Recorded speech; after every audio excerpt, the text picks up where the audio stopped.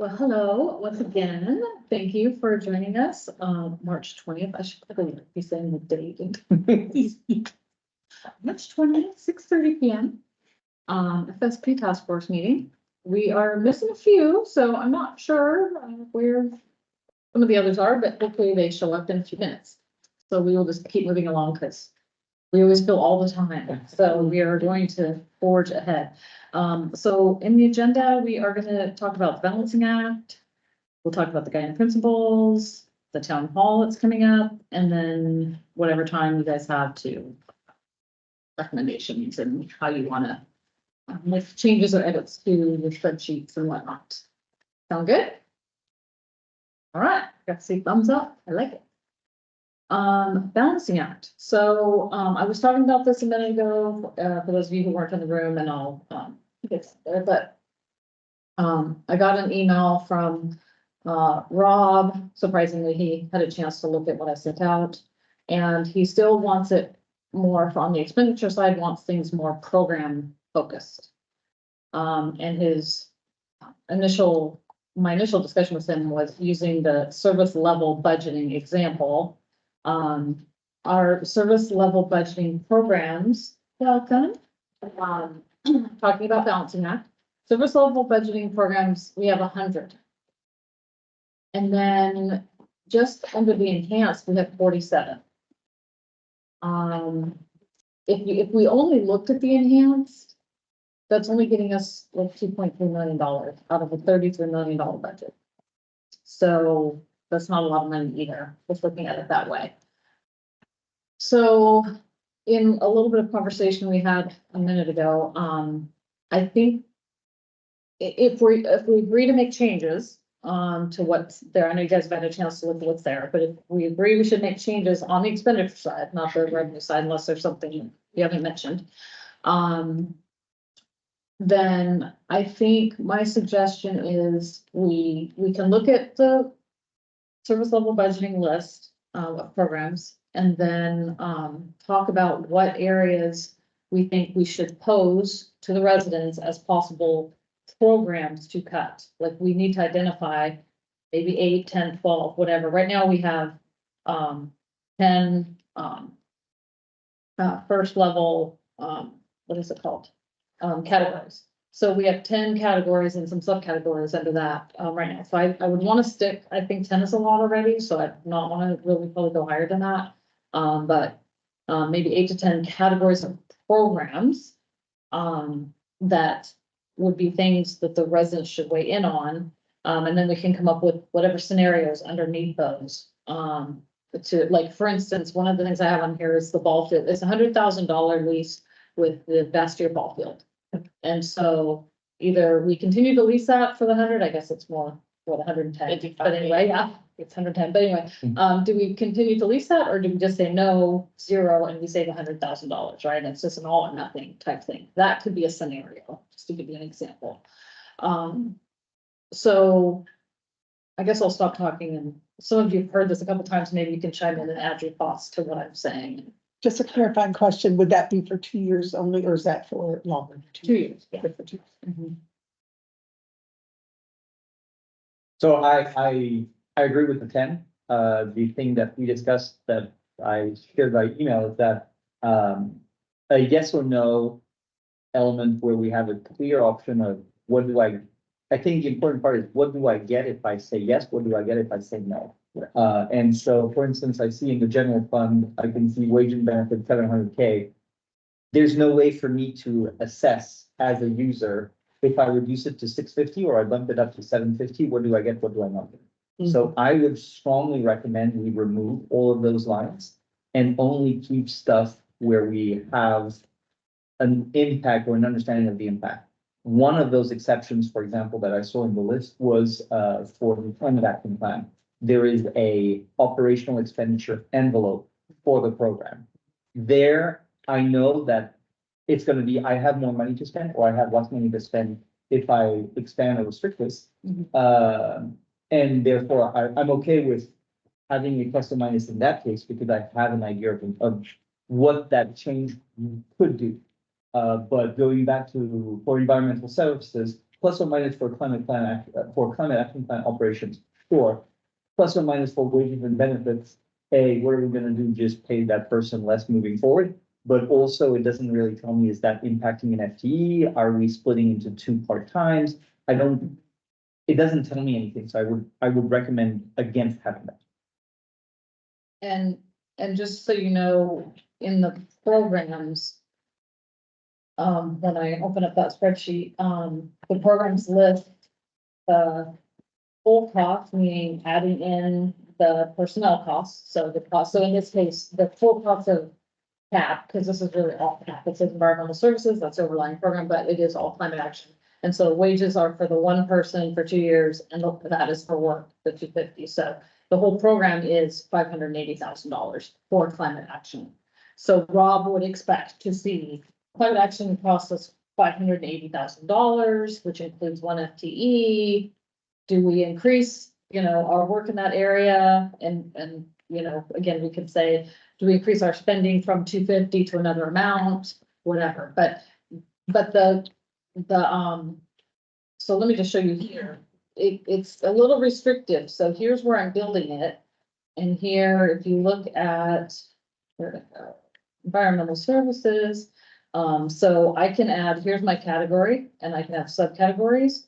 And in the subcategory, you can either have a scenario question or just a straight plus or minus to a number.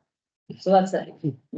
So there's certain restrictions on how we can, we can't just add all these offshoot. Or if you want to do this and this and this and this, right? It's kind of prescribed, so. Yeah, so I think to Edward's point, I agree that some of these things we can change to a scenario option instead of a plus or minus, like the climate action plan, right? Right. It doesn't make sense to have a climate action plan dollar amount if you don't have someone to manage the program. So it's almost like just put that all together and describe that, some of these costs are personnel, some of these costs are this. Mhm. I'm also sensitive, are city staff salaries public? Yeah. They are public, okay. I'm just sensitive. And it's Oh yeah, there's wages- one person, we know who that is. Wages and benefits, so I mean. Yeah, it's yeah, It exactly does what- sometimes throw people off in the public, because I think, well, Yeah. that's how much you're getting, And yeah, I think, yeah, but yeah, I think doing that scenario analysis, just saying like, we can't fire half of a climate action plan Right. manager, right? Right. Like, that's not the kind of a position that you can do half-time. So, So, Well, I guess I'll say I agree. At the same time, I think, I don't know that we expect to use the feedback in such a binary way. So the idea that, I'll just play devil's advocate for a second and say, the idea that people can prod from Peter and Paul and little bits here and there potentially gives us feedback in terms of what their overall attitudes and preferences are. Whereas if they're just Sliding turning off big things on and off, we get more definitive direction, but perhaps less. I mean, we're not planning, I don't anticipate we're just gonna say, oh yeah, and the survey, it says we're gonna do these 6 things, so those are the 6 things we recommend. Sure. Yes, and that's a very fair point. I think what I'm trying to avoid by having the plus or minuses is the situation where, oh, I'm 50 short. You know what? I reduce everything by 5, I reduce those 10 by 5K. I'm done. It doesn't really give a direction. Sure. I'm okay with if someone, though that would not be my choice, if someone says climate action plan, let's kill it entirely. At least we know where their preferences are. Agreed. And it has, realistic or not, at least it gives a direction. Whereas saying, you know what, we're gonna do minus 20% of their time. Well, we can't hire them at 80%, that kind of, so that's the to consideration. Vin's point, we're not gonna be making choices 20% at a time, but if they take 20% from the climate action plan, that's 20% that they didn't take from the housing. So you might, I think. yeah, it does give you an inclination Yeah. of what people are thinking. Yeah, which is why, for instance, for environmental services specifically, I would lock in wages and benefits because we got someone, we could have a scenario of, well, scenario, a different scenario. See, I'm learning. Yeah. We could have a different scenario of we want one more FTE or not. But we assume that the current manager is a locked in value. And then afterwards, for the plus or minus, we have 250,000 of what I'm gonna call discretionary budget. that if people want to say, you know what? We don't need to go up to 250, 225 is enough. That at least makes more sense, but reducing the wages and benefits to 330 is too much. 315 is good. It doesn't inform anything. Right, see if we combine them, it's like, we don't know, are they against the climate action or are they against just wages and benefits? Right, right. Clear. So in those cases, wages and benefits, I would recommend the op, same thing for whatever department is above. Photocopier, 185.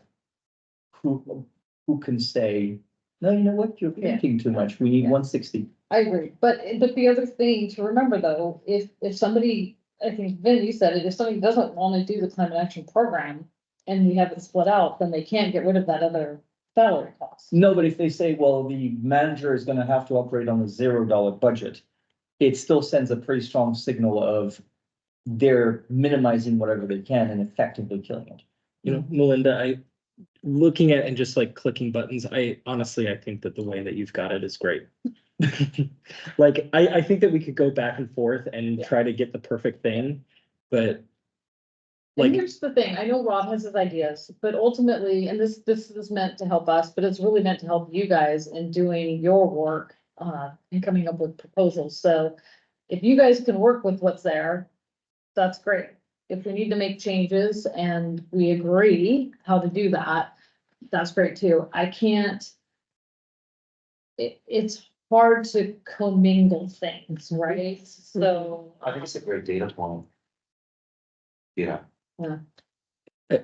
I would love at It's least useful. this. And I am wondering about locking the salaries and wages, so I don't know how you guys feel about that. My concern is that people say there's a $2 million deficit and all they do is reduce expenses, and they never look at the revenue side. Right. I think I'm agreeing with what you're saying, which is wages and benefits typically are the lion's share of any operational budget in any organization. It's public record in publicly funded organizations, and typically the first thing people do is assume things are overstaffed and under efficient, and that's the biggest pot. Yeah. So they'll pull it down. And if that's not meaningful here, it seems like you might lock it out and then only offer new positions as part of Sure.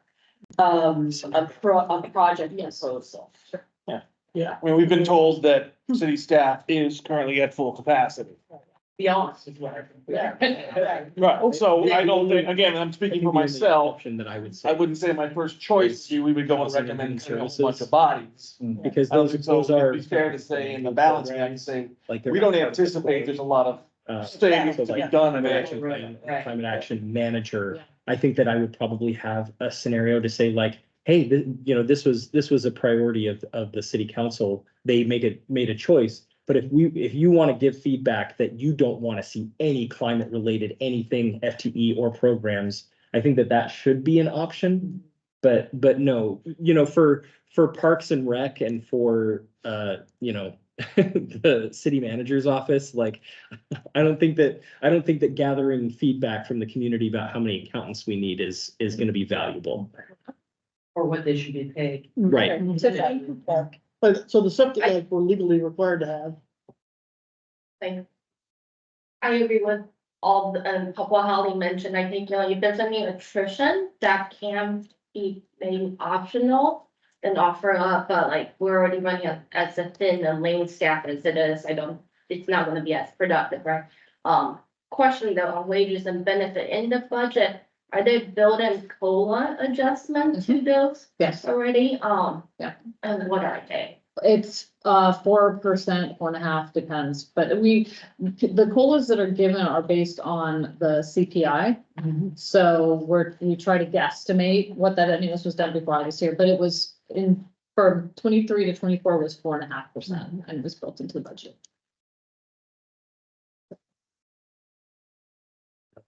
I think a lot of this stuff is great. I think just adding as many of those little informational, like I look at public works engineering, for example, and I see, oh, wages and benefits, general consulting. What do you guys need consult? There's a connotation with consulting. Whereas we're a contract city, we use consulting to fulfill essential services. And to Ed's point, or the original point, which is if we cut this, that means that we are not fulfilling the core needs of the city. Like anytime that we can point out, this is part of core services, or this is part of enhancements attached to those spending, then I think that can. Little pop-up. I hope you like potholes. Exactly, yeah. Like anywhere where we can say like, this is where we spend money to make sure the water is clean. Like anytime we can do that, that's. And part of that, and I did some of that as I had time, but part of it for full transparency is I don't know. Like I Yeah. see a line item that says general consulting.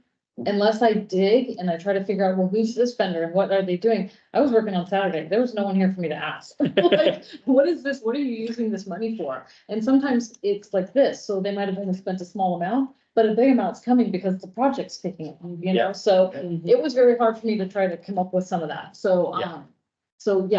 I know there can be more work. Can we go live and then add Yes. information after? Yes, Yeah, absolutely. so I That's think what I that's, think we need to do. I think that I need to, I want to clean this up with, and I do like your thinking about, CAP and HHS, just because those are the two new things that we're now spending money on and highlighting those a little differently and just saying, these are the newest programs, you know, are we happy about them? Do we want to increase them? Do we want to decrease them? Something like that, right? Versus the other ones that, are department specifically driven. Are we all good? It sounds like on freezing the salaries or locking the salaries. Yes. Yes. Okay, and what's going on? Okay, lock the salaries, except I'm not gonna do it on the CAP and HSS, because those are new programs that were created and developed around one person. So that's considered a whole program. Which one? The CAP and the HHS. yeah, All right. And I will look to, I'll put feelers out and just say, hey, I need more help in explaining this. For some of the, especially I know the consulting, people need to know what those consulting dollars are for. Me too. This is not really helping me for the budget development work I'm gonna do, because I'm learning a lot. Like we need a biologist and a marine scientist for, yeah, yeah. Because I think my understanding with the public works engineering is that is used for all the project managing that's going on. You know, all the different consultants that they're hiring over all these different projects, but I don't wanna write the wrong thing either, right? So it's like, I think if I recall from last time, we were pretty liberal with the things that we locked. You know, like I was just looking insurance, you know, like I don't think it's valuable feedback to have somebody decrease insurance by I 300,000. did get to the point where I ended up locking, what did I say? I locked, utilities. Like, we have to pay our utilities. They cannot reduce them. Like, there's nothing I can do about that, you know? So there's definitely some of those that like, sorry. And even if you could, assuming you reduce your electricity bill is what does that mean? Does it mean that every plug now is gonna be on a timer? And they, Should I put that in there? and they can still add comments. So if it's Yes. locked and they have a comment Yes. to say, I don't want you to have photocopiers, then they can type in a comment to say that. Right. Go paperless. And it's specifically called out in the tutorial if they can do that. Yes. Is general consulting including essentially just all outsourced work? Sorry, I heard part of that, but there was a little less. Does the general consulting category just include all outsourced work where there are not sufficient staff hours or expertise to perform? For the most part, yeah, I mean, yeah. It may be insubstantial to consider, but the word consulting is a trigger word for a lot of people. They always assume it's over-the-top assistance that's not required, whereas outsourced services means something different to people, and I don't know if there's a language thing there that would be helpful to the public when they're looking at that or not. Contract labor. Yeah, and Right. Yeah, Mhm. totally. So contract labor instead of general consulting? where applicable. Or contract service, however you want to describe it. And maybe that's already included in the other categories, and general consulting is actually general consulting. Yeah. In which case, you know, like the DEIA consultant that facilitated the DIA task force and, you know, those kinds of things, like those are consultants. That's not contracted labor. So anytime that we can not say consultants. I agree, I was like, every time I was putting that in. Okay. Any other thoughts on this? Balancing act? I agree, it's really nice. What? I agree, it's really nice. Thank you. No, it does. You can see a lot of the effort. and- Yeah, no, really. I looked at it, I played about with it and I thought, I'm positive. And I thought, it seems really simple, but there's a lot that goes into it to set it up. Well, it's fine. It was a lot for me to pull things out. So there was a lot of time that I spent, again, very good learning. The program is pretty straightforward and, it was easy to kind of navigate around and, and it saves it automatically and preview and all that. But man, it was time consuming going through report after report, numbers and looking up what the number is and trying to explain it and all that. One other thing on the revenue side that Rob pinged me on, and it took me a little bit, I finally got an answer, is there is a possibility, and we can include this, I can include this in this, we can include it in the spreadsheet, or we can not do any of those things. And I should have it right here. Where is it? It's, so similar to our transportation, our 0.1, 0.5, 0.20, 0.20, transportation sales tax, you can do a public safety 0.1 bit on sales tax, specifically for public safety. Mhm. So, I had to, and I don't know what my notes are, but you can't, do it if the county, the county can do up to 0.3%. For this, use the same tax, and they can do up to 0.3%. In total, between the county and any city within the county, it can only be 0.3%. So I had to find out if King County was doing it. I wasn't aware of it, but I still needed to find out. These answers you get back was just like, oh, here it's 6.5%, and then counties, and look at these charts. You're not understanding me. I want an answer, I want to get So from them. here's what I want. And then it finally got forwarded to somebody and they said, no, King County's not doing it. So you can do we can only do 0.1. The county can do 0.2. So if we do 0.1 and then the county does 0.3, which they can do, from us, we still get to keep our 0.1. Ah. And they're only getting, so we're solid if we do it first and they haven't done it. So that is an option for us if we want to put that one on the table. That's whatever, 900. What's the number? Symptomatic. Is what you put. Yeah, 920. No, that's a voter. That's a voter. That's a voter. Yeah, I think that What's we the should, total value?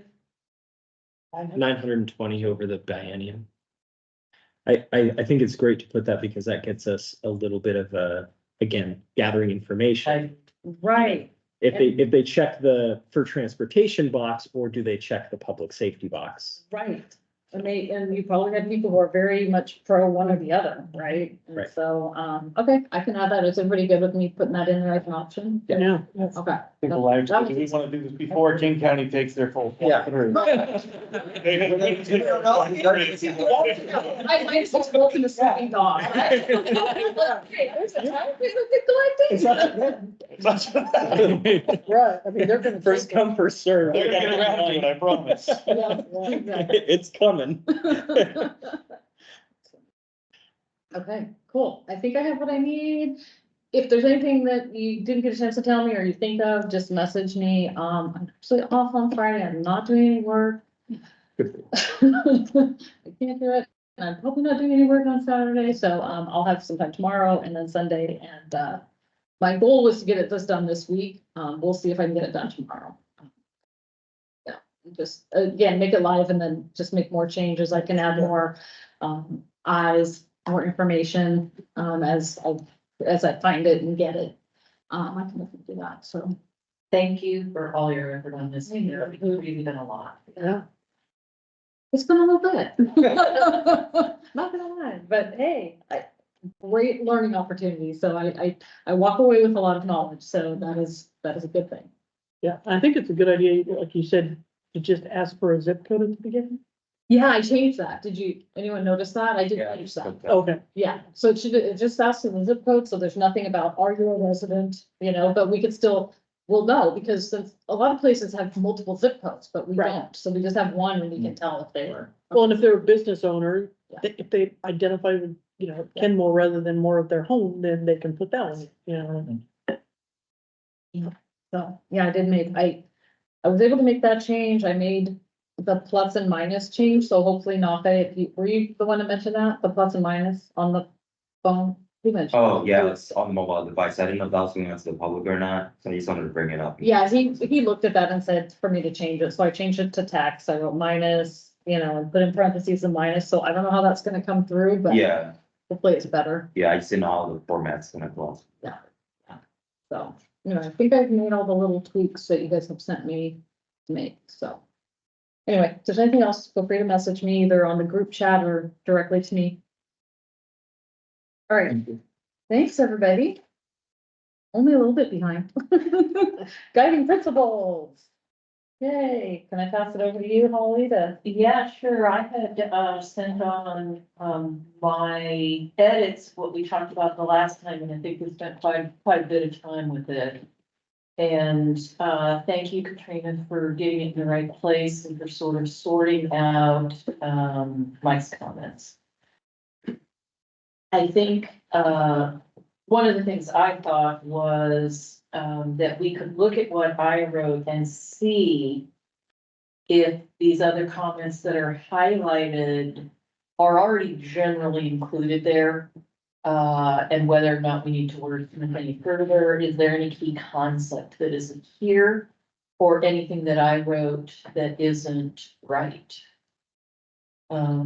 I do think my first response to some of what was sent in is that it's a level of detail that may be for us, but not for the generalized guiding principles.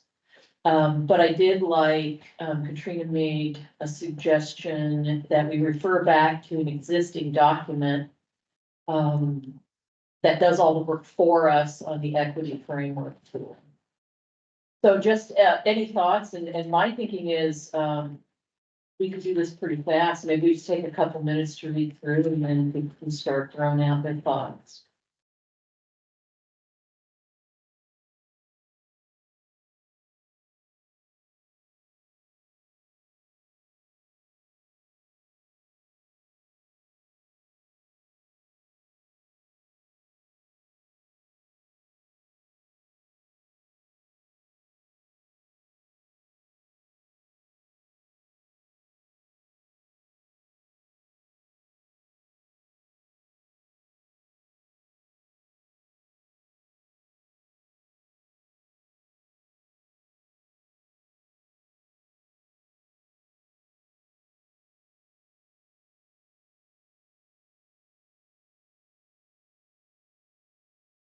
I would just add that the comments that I added were based on some feedback from Washington State Forum I'm a part of on equity. And they really talk a lot about the problem zooming and ensuring, and that may be included probably already in other wording, how we're looking at every level. It's on the second down below a little bit. But each level of our city is reflected, starting from your immediate neighborhood. Right, and then branching out into your community and then looking at your school zone and then the city. But just making sure that we look at it from also those different lenses as a guiding principle.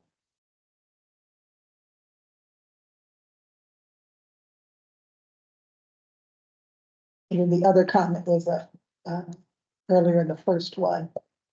Again, just talking about things that are urgent versus important and how do we prioritize that.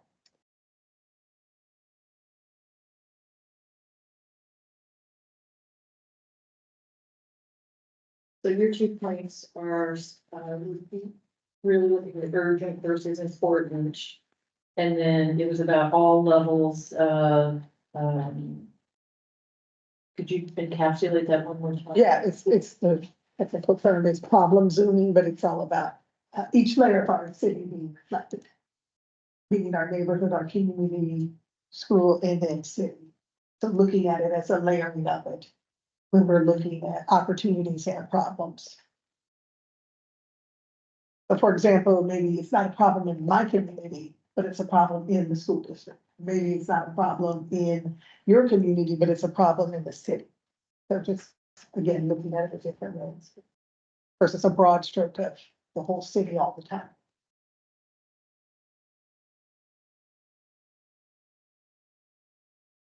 personally, I feel, and let me know if you disagree, that we all align on the intent of the guiding principles. And so whatever wording we want to, my issue is that I'm agreeing with every comment. And so it's hard for me to pinpoint, oh, I want this instead of that. If we agree with a synthesis of those comments, I feel I'd be totally fine with them because they reflect what we've talked about. Mhm. Agree. My only ask, and it's a very nitpicking, it's not a very interesting ask, but for the presentation, we will give to the town hall, if we can keep it shorter, it fits better on the slide. That's all. That is my contribution. Well, maybe the, response that might be most meaningful is, given my edits, what would you change or add? And why don't we use those as the basis? Agreed. I'm not sure anything in highlight is new. But I think that these other 2 points about urgent versus important and all of this of city being reflected through our search for opportunities and our understanding of problems, those are new pieces, I think. Unless you think they are in fits. We don't pull them out. I think, again, it's, I believe, we seem to all agree on what the guiding principles should be. I don't think we're calling them out specifically. If I'm more than happy to have them included. One thought from me is when we talk about reflecting the highest Kenmore residential and commercial values for city services. That might be a place to add something about all levels being reflected, or the other could be the equity piece. Yeah. Mhm. So I'd be willing to try and just stick a word or two in that gets at that in one of those 2 points. That'd be great. And then urgent versus important, what are our thoughts about that as a guiding principle or as being part of the wording for guiding principles? I think, I mean, I feel it's in the seek recommendation with greatest financial impact, et cetera, what the prioritization being on what's meaningful, that would fit nicely there. Does it need more words or is it covered? I think we have the importance, we just don't particularly stress the urgency of it. So if we were to change seek recommendations with the greatest financial impact in the long run, or in the long term, or medium to long term, it takes care of the, we're not gonna do that tomorrow just because it's tomorrow kind of thing. Just because it's what? It's tomorrow. Could it be as simple as seek recommendations with the greatest urgency and financial impact? Well, I feel as though we were saying, actually, we want to do what's important, not urgent. And And that is therefore- the concept. Yeah, I'm and sorry, important. Yeah. yeah, Exactly. I was thinking, oh, we should have missed that. No, I just used the one. I had 2 words to choose from, it was 50. I mean, they're both good ones. They're both good ones, right? Right, yeah. There was one other comment here, from you, I think, that said, we do, and I thought it was a reasonable thing for us to consider before we close this out. We do not know that fewer recommendations would be more effective. If we pick one recommendation that relies on voter approval and it does not pass, we've spent money and not gained revenues. And so that refers back to this sentence that I retracted from last week's conversation. Seek recommendations with the greatest importance and financial impact. Fewer high impact recommendations are more efficient and effective than numerous low impact recommendations. I was explicating, we could just pull it. Could we just change it of seek recommendations with the greatest importance, financial impact, and certainty of success? Then Which, we would never pick a voter. except if it's really, really popular. And the right stroke, the Yeah, the impact one- positively the most Yes, residents- something like that. So let's kill the explicating part of this. Most residents. I figure when you got to efficient, it just through effective, right? Because it kind of just flows right in there. Yeah. But See, how about just seek effective efficient and effective recommendations with the greatest importance and financial impact. Okay, that worked. So I don't want to lose these highlighted comments, but I do think they're sort of but, you know, focused sort of sub-detailed pieces, and I think they're important, and I, really learned a lot from reading them. But I don't know that they're not already here.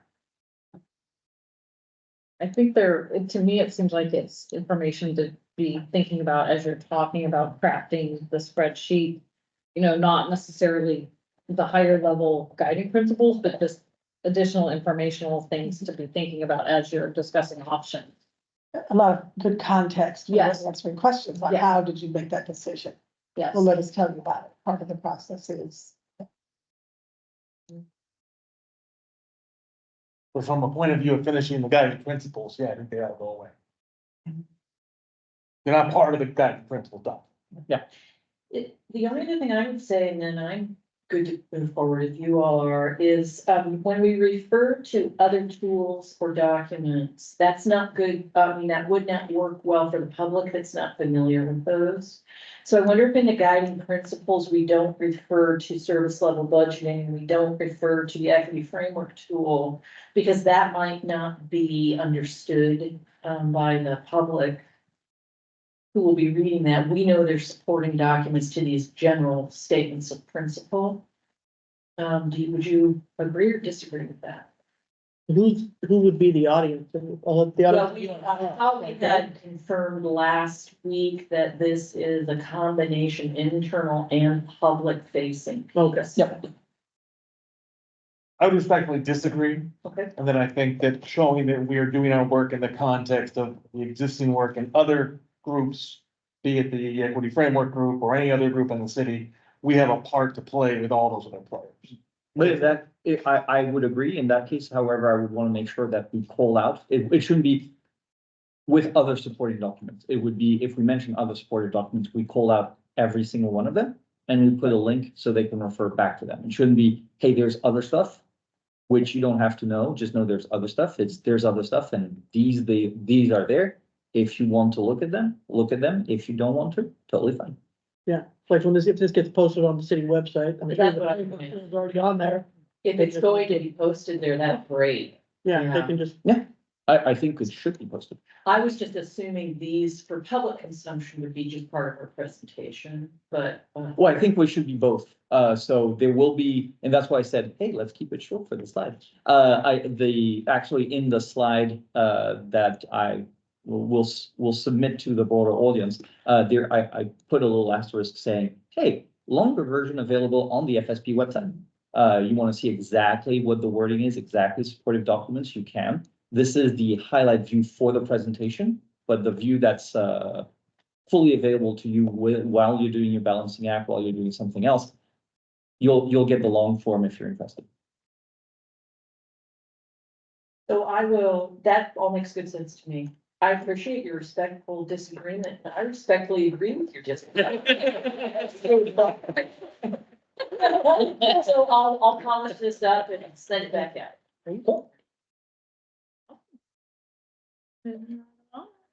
It's time for item 4, which is town hall discussion. Edward, do you want to lead that? Sure. So within in Do parallel, you want the? yes, please. Within in parallel, we had, at the end of last session, we had talked about we talked about an overall, agenda for the session. The intent of this, there we go. The intent of this being kind of the education phase for the actual exercise. We still have to discuss as a group what the exercise could look like, but we want to give them, on top of everything they might have learned on their own, etc., give them both a condensed approach of what have we been doing since January, what should they be knowing, and give them, after we've defined it as a group, what the exercise should be and what we're expecting of them at the end. There are some slides that might be duplicative, And we might want to keep some for only the printout version and some for the formal presentation, but I'll just go through the entire flow and then we can discuss that. Sounds good? So. No. Starts with the agenda, but the agenda is what we'll be talking about. The first element is why are we here? Just give a common understanding of why is there a town hall? Why is the FSP being discussed? The five main reasons are, well, four main reasons is cap on property tax growth that doesn't meet really the high inflation. So revenues increase, but expenses increase, but revenues not so much. Flat growth of other revenues that therefore don't support the cap on property tax growth. Unfunded state and federal mandates. I think it'd be good just to we'll give a little example of what they are. And other factors I put in red, and this would disappear. We just need to know so we can do the voiceover of what are the other factors. We don't want to call out a comprehensive list, but just calling out as an example, wherever you tell us, to list them, to have that. And so because of all of this, we can see that our fund balance is not going in the right direction.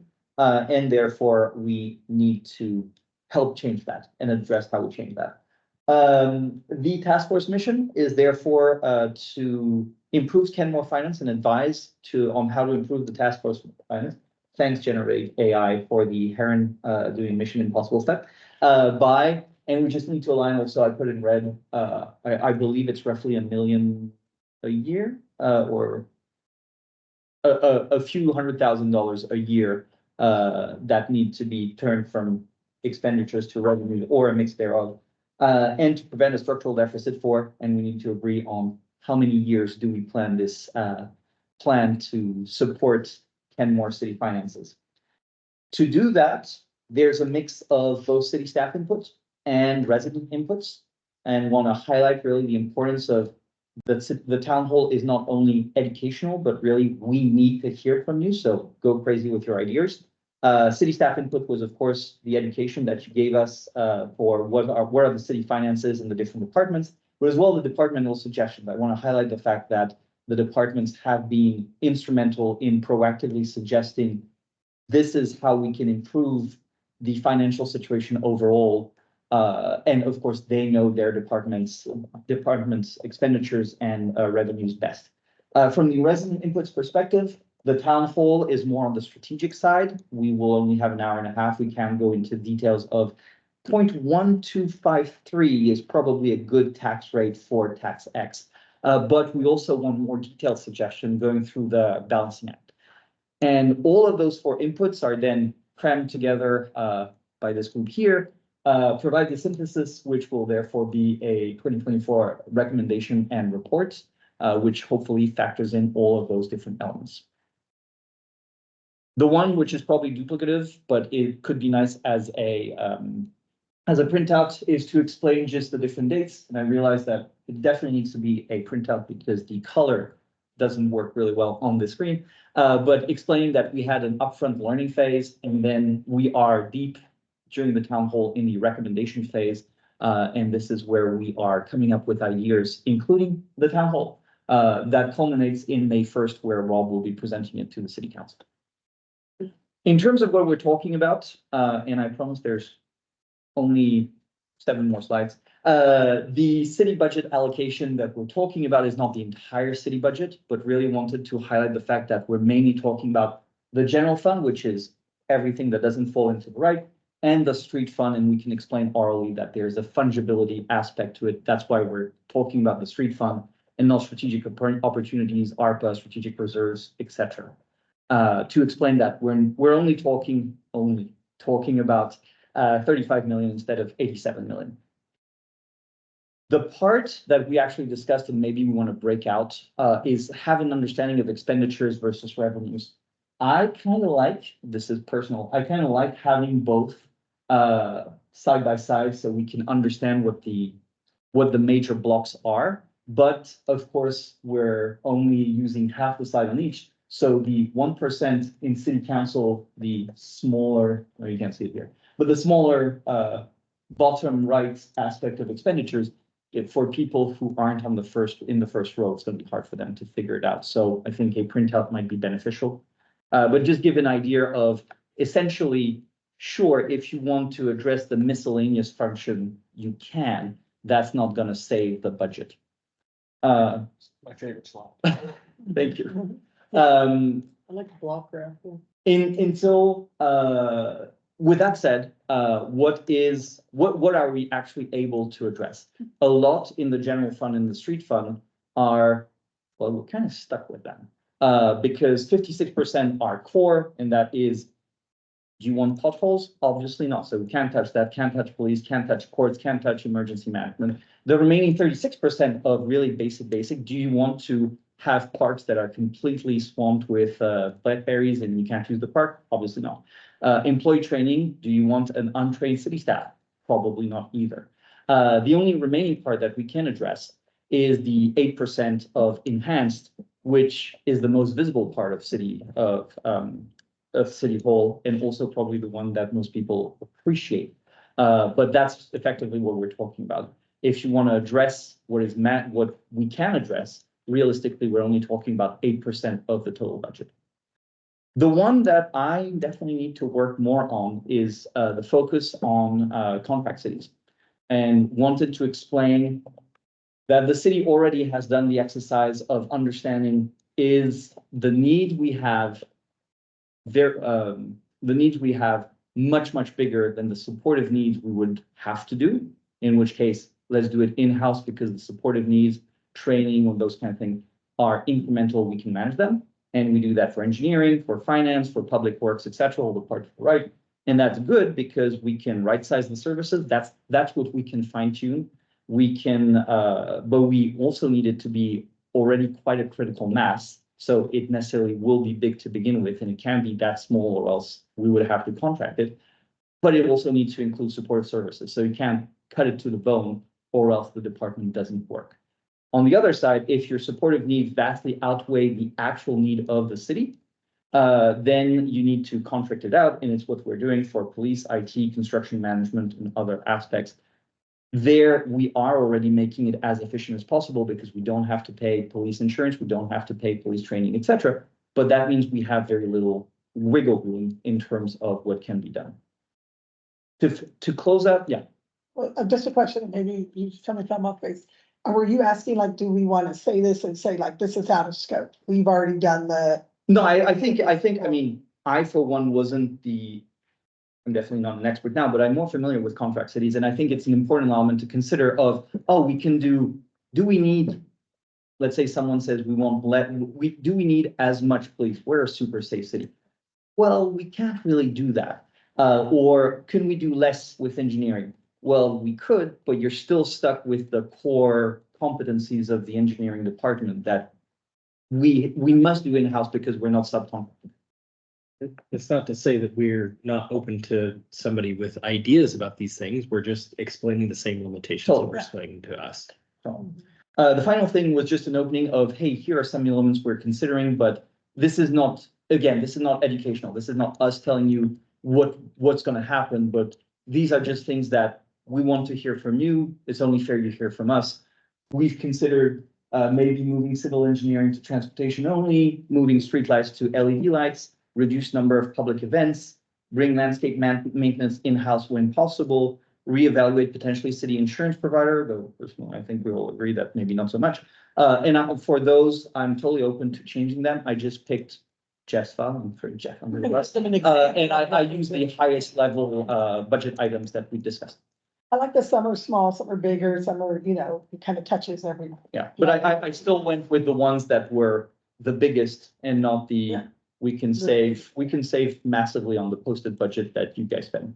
So that's for the expenditure part. And then moving on to the revenue section, just wanted to highlight that if you remember, and maybe we need to put it twice, property taxes are more than a third of the city's revenues. However, while people might have personal grievances with the overall property taxes, the amount and the share that the city earns from property taxes is actually smaller every year. In absolute values, it might go slightly up, but the proportion of it is going down. and therefore just wanted to point out the fact that, you might feel your property taxes are huge as it is. The city itself only earns last year 11.1% of that total. Most of it goes to schools and then county, and then we end up with districts. Another element is also the legal. Can you go back? Of course. So the bars, the total of the bar goes up to 80? On my screen, it definitely does not. But Oh, yeah, I I went with a paler. So yeah, I didn't realize, sorry. So, and I can't point above 12.7, there is another bar. Everything goes to 100 each time. It's just with the screen you can't. So I'll have that fixed, because if it's an issue here, I'm guessing it's gonna be an issue there as well. Okay. Uh, Is there any way we can add more information to this slide by the property tax is a function of your assessed value. You're talking about the cost of government slide where the line goes down. Yeah, I guess in reference to the assessed value. Because this is a fixed dollar amount that goes up 1% each year. But the assessed value is going up 10% each year. And I'm just wondering, like, you have a stacked bar, and that stacked bar can get bigger or smaller. Yeah, so so you can, the URL here is the very useful, Department of Revenue for Washington State, so it's table 9. But you can have the absolute amounts. The absolute amounts, you're right. To be fair, the stack bars should be growing. Right, but relative, if we were just to say in 2023, the total city share was 11.1%, while in 2022 it was 11.2%. Though it is true that 2023's total amount in dollars, not in percentage points, is higher than in 2022. Right, but I guess I would want to put it in context of the assessed value. Sure, Because the we can assessed definitely value. do that. So yeah, like basically you have these stacked bar charts going up slightly, but you have next to it the assessed value. Yeah. Going up a lot more. Yeah. I guess. Yeah, we can definitely do that. I feel it, so I was skewing this to prove the point of city gets less and less proportionally. Yeah. But to be fair, we could also show that, with that said, we want to acknowledge that your property taxes are going up and up each year. So while you feel it's getting more and more painful, realize that the city is definitely not reaping the benefits of it. If we just want to leave it to be this one point, then that's fine. It's just. Just know that property values actually went down in 2023. Yeah, Yeah, they, Largely, yeah, I mean, the average went from $1 million to like 840 or. yeah, it was dropped quite a weird. bit, It yeah. was, We had like a huge and then a drop. Yeah, So so somebody- it might, that might be even a more confusing point to see. Okay, yeah, let's just leave it. Well, I don't know, probably not a big deal here, but, showing that like 50% of it is schools kind of throws our local schools under the bus, because really, a lot of that is actually for the state's schools. yeah. So it's going to Eastern Washington. So if that was divvied up between Oh, we can, so we state can. schools and local schools, Oh, we can absolutely divvy it up. There's, I think for schools, there's 10 different subsections that are available, and we can divvy it up for sure. So I don't know how many slides are left. I assume you'd talk us through and then we could sort of respond. Yeah. Would you rather get to the end? I can go really fast to the end. Okay, this slide is an example to me of something I probably want to raise, but. Sure, I'll go quick on the rest because it's a duplicate, it is a response to the expense section. So focus on revenues. The other part that we talked about is we can increase everything anyway the way we want. For example, here are typically what we could think about increasing, but natural gas and telecom are already capped. Property tax has a cap, cable has a soft cap, electric, we're close to the cap, and car tabs doesn't have a number cap, but it has a time cap. And whatever we do, we have to wait until next year at the earliest to change it. And once it's done, we have 2 more years to wait. I think it does have a number cap. Well, I think it's 50. for the car tab? Yeah, I think you're right. Yeah, think I you think it's mentioned that. 150, yeah. But I will I'll update confirm it, I will update it with the information. The last elements are, same thing, we talked about the expenses, let's talk about, the revenues. These are some elements also that were on Jeff's Excel, that, are the highest number elements we're talking about. Again, I didn't want to put a dollar value because the idea is not to get specific, but rather get feedback on these are the things we want to consider. And then that's all about revenues, all about expenses, everything. It's more now moving forward, what should guide our decision making? And the two elements we're taking into consideration are the guiding principles, which I said, make it short for the slide. But there's the six, there are there. I'll update it as soon as you send me the latest version, I'll update them. The city priorities as well. So we mentioned calling out affordable housing. I'm comfortable doing a voiceover of, hey, if you want to slash affordable housing, you know that it actually goes against the #1 priority of the city for this year. So maybe not, let's make sure that the city priorities as defined by the council are also aligned with our recommendations and vice versa. And finally, we get to what we need to talk about. This is the exercise that we're going to go through. And once we've done this, we would close off with, thank you very much. We've done the strategic part. Now let's do the detail part and go to Speak Up Kenmore, go to Balancing Act and give us the more detailed version of your comments. And now I don't get to speak for another hour. Response. Yeah. Oh, You thank did a great job. So much for doing this body of work. Fantastic. Yeah. Yeah. My first overarching thought beyond thanking you, I think a couple of slides are just fabulous, like the flow slide from city and from community to this team and its body of work, is fabulous. I think that's a really great visual. One of the reasons I like it is because it's very simple, it's very visual, and it has very few words. And I think that's how people that are introduced to complex content absorb it rapidly the best. And I do think that some of the other slides are very detailed and very hard to grasp. And I am wondering, and I noted a couple as we were going through, I'm wondering how much of that's actually necessary to the audience that we'll have, the time that we have, and the goal that we have. I am the queen of overpopulating PowerPoint presentations with fascinating and awesome information. So I'm sensitive to it because I do it a lot. And I think there may be some places where we could simplify a little bit. Sure. I think there's also, no, absolutely. And I appreciate the comments. Please thank Rob, who caps the font size at 16 on the Kenmore template. So therefore you can do as much text as I want. But the way I was thinking about it is if we were to print out everything, this is typically a slide we want to speak to. This is one is not. This is a slide we want to speak to. This is one we want to not, we would have it as printout. And we would just highlight, spend 2 minutes on it at best, just showing that roughly the major ticket items are 31% are public safety, 12% are public works, city manager, development service, 8% is finance administration, and not cover the rest.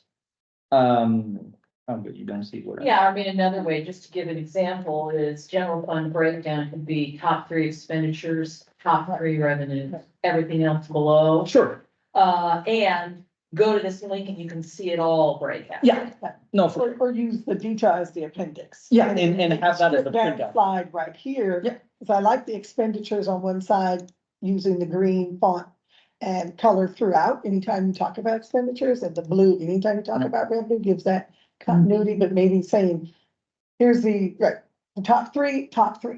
And then all the rest in Totally. appendix. And then you can use big words and people can see. Yeah, and I'll use big Exactly. logos. I'm Yeah. gonna use big logos. Big numbers, And big words. Yeah, so you don't lose this incredible information. That's right. And a number of this community are gonna wanna go study that. Yeah. Right. But it won't necessarily feed the town hall conversation, because they Agreed. won't have had digest. Agree. Yeah, so we can totally do that.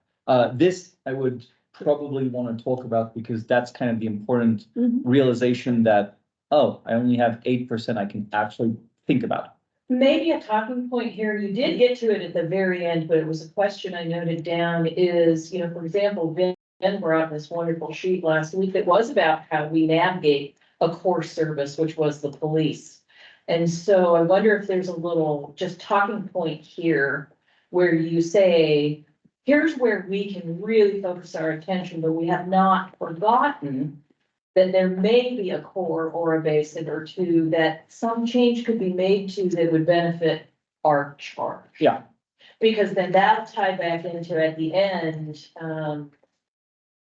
looking at other sources of revenue to fund courses. Yeah, and yes, We're not looking at that. No, absolutely. And I think Yeah. the point here was more an intent of, we can increase everything you want.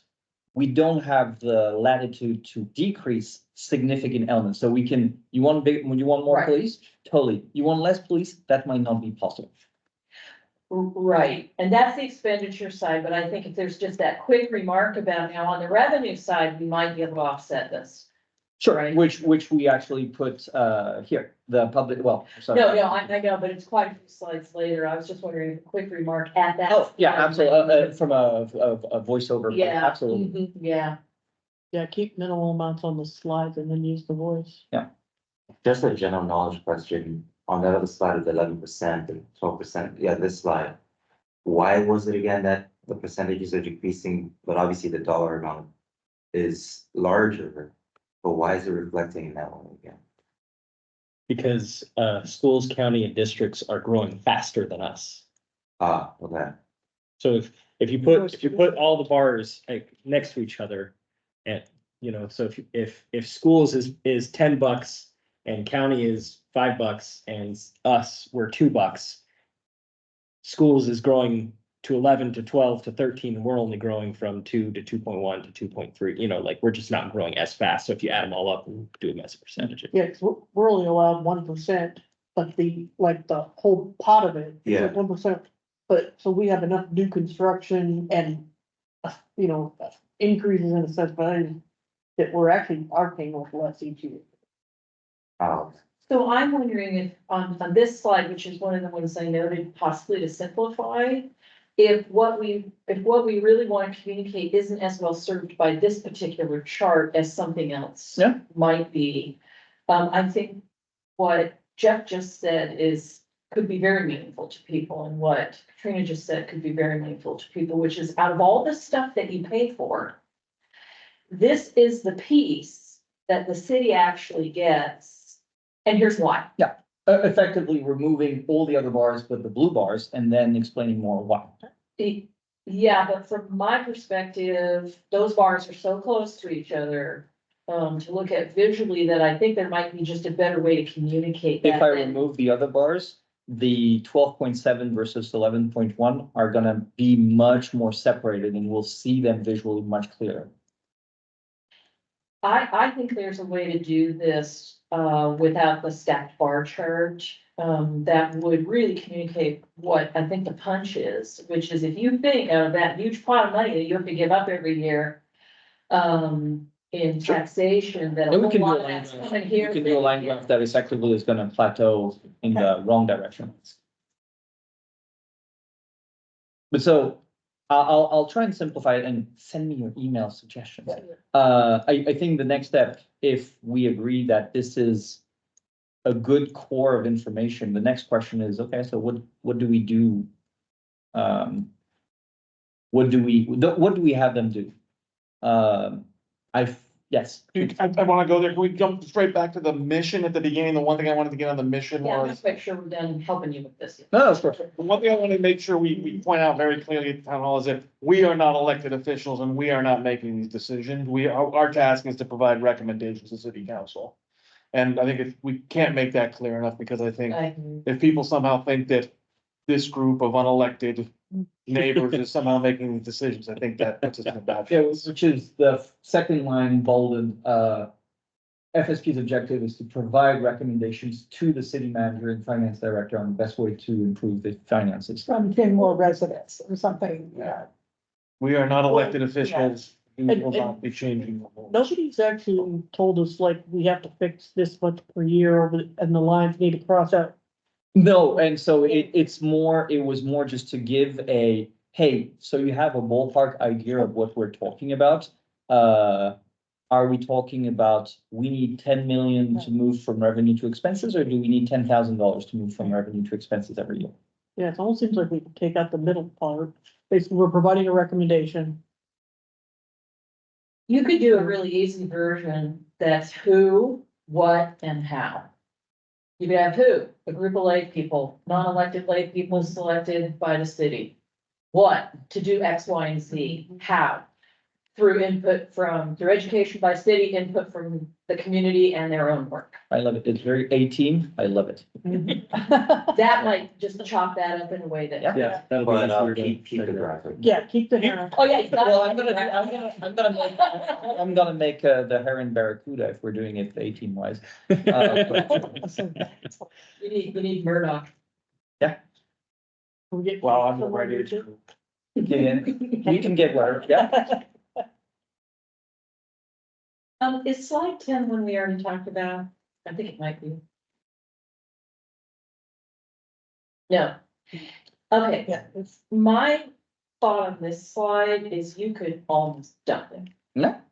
I'm not sure that this is, I think this is a layer of thought work that would be really hard for people to grasp. Okay. and maybe that slide could be used at the tables when we have the discussions. You know, again, some of these slides are a lot more context and answering questions when we're in maybe the smaller groups, that we can, share that kind of information with them as we prep for the discussion. I love First, this. it's a big slide. Yeah. Yeah. Yeah, and I love the concept of the slide. I think it's who, what, how. I'm sorry. Yeah, that's when. That slide is when. Or maybe it could just be super simplified, to educate them that this is a contract city and therefore certain functions are in-house and certain functions are out of house. And, You can give a couple examples. could give Right, I a couple mean, examples Yeah, like just a that. couple, yeah. Cause I think one that I've heard say that it seems to, people would really resonate with is like, we could have our own police force. But, but of course, we're gonna have to have a marine unit, cause we've got the waterfront. Yeah. It's not cost effective for us to build that. We have a bank, so we need a swap. So we contract, and yes, we, pay for the core, and then we have all these specialists that come in. I'd probably consider keeping this one, because it at least also gives you knowledge about kind of contracting out versus keeping in service. And I find it pretty clear, easy to digest. Not being the expert, but I think you broke it up pretty well as far as the two sections. I think where it might come into play, and I see both sides of it, is where people are like, try to compare us. Well, how do we compare to Linwood? How do we compare to Kirkland? How do we compare to these people who do all the Redmond or Woodinville? And the biggest difference is, as I can see it, is, well, A is our size, right? We're smaller. And B is we are a contract city, not a full service city. And that brings up, what about those slides that had a lot of comparison? Would those be something to get in an appendix or link to that? So it depends. We could. My thoughts on that are, first of all, probably not in presentation mode. Correct, yep. But if not in a presentation mode, then we want them to have, they already have access to it by clicking on the agendas of these current meetings. Okay. And so if we produce them in an appendix, it goes back to what are we doing as an exercise? Because if we want them to have it during the town hall, then we want them to be able to use it during the town hall. So if we decide that during the conversation, it would really help them in the exercise portion to do that, then absolutely add it. But if not, we're gonna give them, hey, there's a bunch of stuff, you don't have time to look at it, too bad. It might frustrate people. Just come. This is where it is. So are you referencing the idea? Well, the ones like that we show the cost per resident for us versus. Oh, versus, Vendor versus. Okay, yeah. That we did a lot of that research. Yeah. I thought it was very. Yeah, Yeah, just. that's why I put it on. That, And Mary, as we went through this, like, first question I thought like, oh, then how are we compared to other cities? That was the first question came to my head. Right. Now that, you had the green revenues blocks, that was a great one. That's something you created, right? Yep. Okay, so where it says city manager, it would probably be helpful to say city manager's office. Cause that kind of implies that like.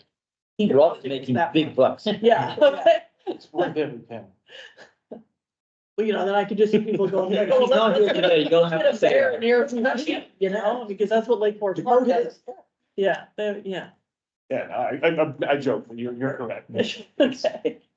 So I looked charts similar to this for stock markets, right? A lot of time when I'm looking at this, it's like you shows lack of diversification, you shows kind of concentration risk. So when I'm looking at this is really calling out the largest expenditure and revenue to me. And I don't necessarily think that's the purpose of what we want to call out to people. Just topping up, well, police costing the most if we're looking at budget. But in reality, again, being a contract city, that fixed cost, so we can't really do something like that, right? And then like property tax, like if you're talking about raising like property tax, look how much is already contributing to the revenue. So I think when I'm looking at this chart, I like the idea of maybe showing the top three. And then not showing it like this, so that it's not calling it so jarring out on the larger expenses there. Yeah, so my pigeon scratch is simplify with three main topics for each.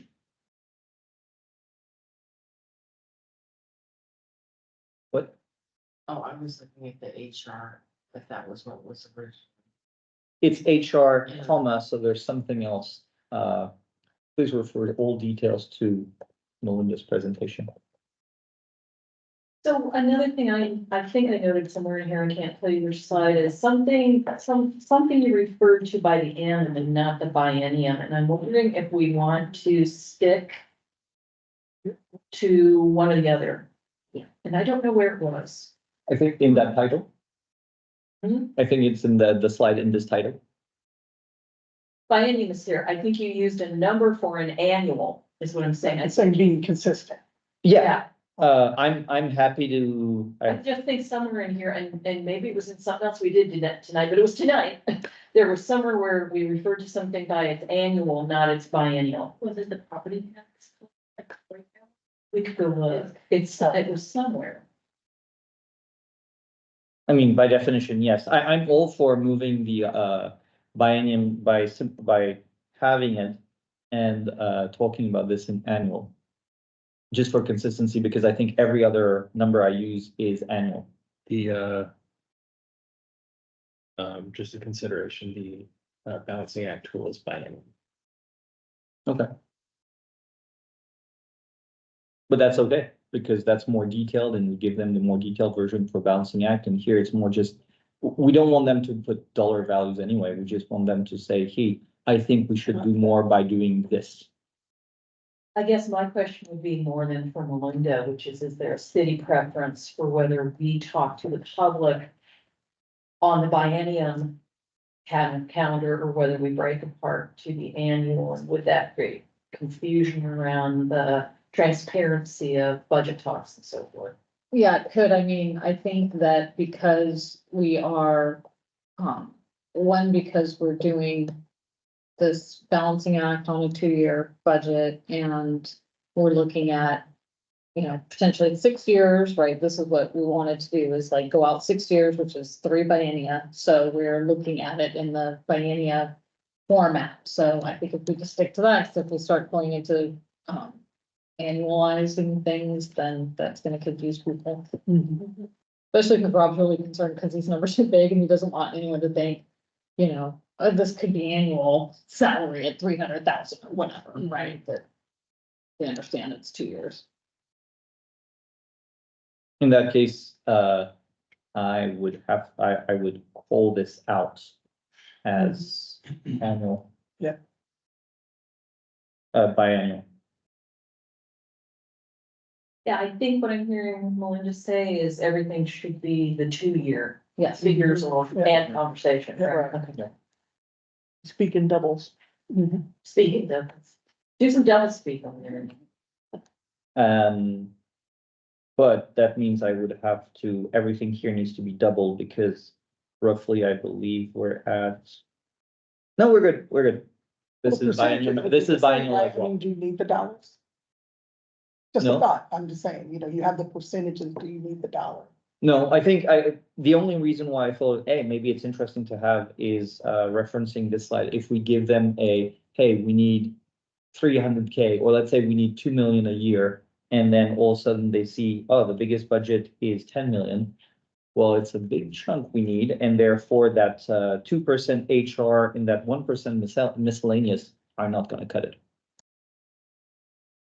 So it gives them an idea, a ballpark of, is that 2%? Percentages, I think they're both great data points for people. Yeah, I think percentages confuse a lot of people.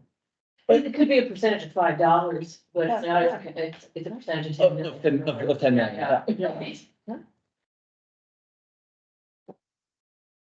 So you just gotta make sure those numbers are the, okay. I didn't make up any numbers, so I'm assuming they are, but I got you. yeah, we'll check it, yeah. I But you know how it is, but if you put out a number. and it's I have correct, full then ownership, I assume full ownership of the visual and artistic interpretation. I have no ownership on the Okay, actual no. data.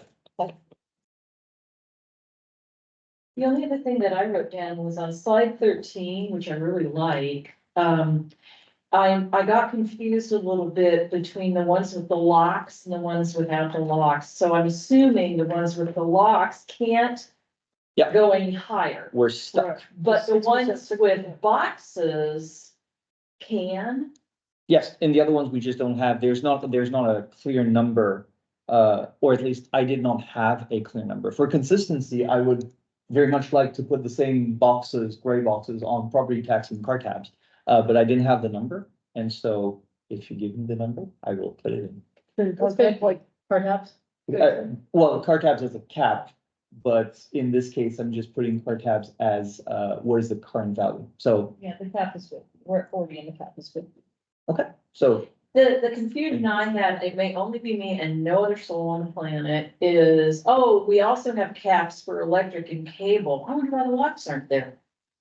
I just, well, because, Well, you can yeah, see we're not at 6%, we're not at the cap, which right, is, I know that, yeah. I know that, Yeah. but I'm saying I'm a little confused by the visual.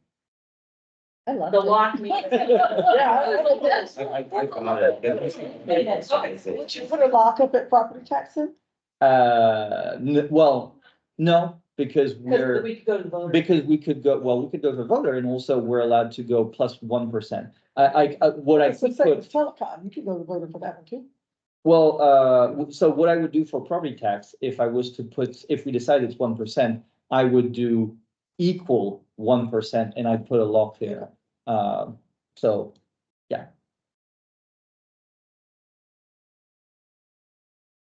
How do you anticipate with whatever changes you make, the voiceover work and the presentation will go? What's your goal for the length? I'm hoping, so we have 18 slides, which we've discussed we're gonna simplify, so we'll probably end around 12 to 15. Normally, 1 minute per slide is sufficient. And the conversation we have with Karen and Ben is at the beginning, is out of 2 hours, we're gonna have 15 minutes of lost time anyway. We have 15 minutes of actual presentation, and that gives us an hour and a half for the actual exercise, send off, and then whoever wants to talk with whoever at the end. Now, is the presentation at the town hall itself, the voiced over version or a live version? What do you mean? Are you gonna be standing there talking to everybody, or are they gonna be watching a video with your voiceover? I think nobody should be put through a video with my voiceover. No, I think it has to be a live version. Yeah. It has to be a live version, and it has to be a live version from us. I would definitely invite, it's not just me. I think it should represent us. What I definitely think it should not be them. Right, which we talked about. yeah. last week. Nothing Okay, so, goes- but there'll be a live offense. version at the town hall. 100%. I think you ought to anticipate a lot of questions, and we ought to figure out how much time is allowed for that. Well, I think, so I'm thinking 0, And a 0 because already people are familiar, or the ones who show up frequently are familiar with the public hearing session not being the entire presentation. There's a presentation, there's a time to speak. And also upfront, we're saying, hey, this is the intro for when you'll be discussing as a group. We want you discussing as a group, and there'll be a representative, there'll be one of us there. So note them down, use your Post-it notes and ask away, and also Post-it notes so that we can collect it across the different tables. We have a translator, we need to add additional time spacing between, allow the translator to translate as well. Absolutely, which I absolutely had not considered. Do we have a translator? You do? Amazing. Is there sign language too, or is that caption? Or Well, I was, Yeah, is it ASL, is it Spanish? Yeah. Spanish. Spanish. Okay. there's the, as for the written format, I know that our city council system has pretty good voice to text interpretation. And so I was gonna use that. Yeah. But now, so during the city council meetings, they have the, hearing things people can use, the loop. There's a couple different versions they have. Can we make sure those are available for this as well, if anybody needs it? I don't know how often they're used, but It's a good Yeah. question for Anastasia. just to make sure that what we're doing is open to everybody. And just, again, if I just come right off of the state meetings, do we acknowledge the indigenous land we're on? Is that something? Yeah, City the does, 5 minutes. That's held before us, or is that in our slides? So I was very I was gonna hand this off to, hey, Rob, you wanna do the intro? Right. There you go. Okay. You do that too. Might have to add another 5 minutes. So that in my 15 minutes of lost time, I'm putting that too. 5? 5? He has 15 minutes. He has 12 minutes. He has 12 minutes to give 3 minutes for people to move around and not eat into the exercise portion. We need to be clock up. We'll ask Michelle and Anastasia to clock in. And so when you, present the agenda, then you'll talk about, you're going to give the presentation, not you, just the group, Yeah, yeah. right, however we split it up. And then, right, exactly. And then there'll be breakout groups for a lot of the questions, so that way they know 100%, that we're just getting through the presentation. Which is why I'm highlighting the roundtable workshop. The reason why you guys are here is for the roundtable workshop. Just know there's a bunch of stuff we want to share with you before, so we all have the same information. Yeah, It's all that, but essentially the cool stuff is the green. excellent, okay. Good enough. For this particular meeting, the entire meeting, there's no Zoom that people are gonna join, is there? It's just live. There's no virtual, broadcast. Is it recorded? That was recorded? Yeah. Did we do that on the last town hall? I don't think we did.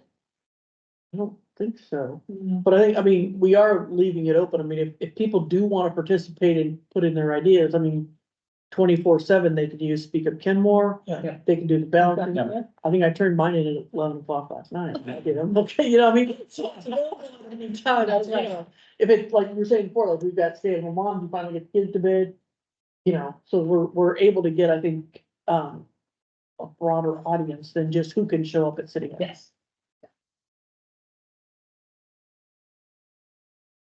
This represents an extraordinary amount of work. Thank you so much to those of you who participated in that. Not really wonderful. So the workshop.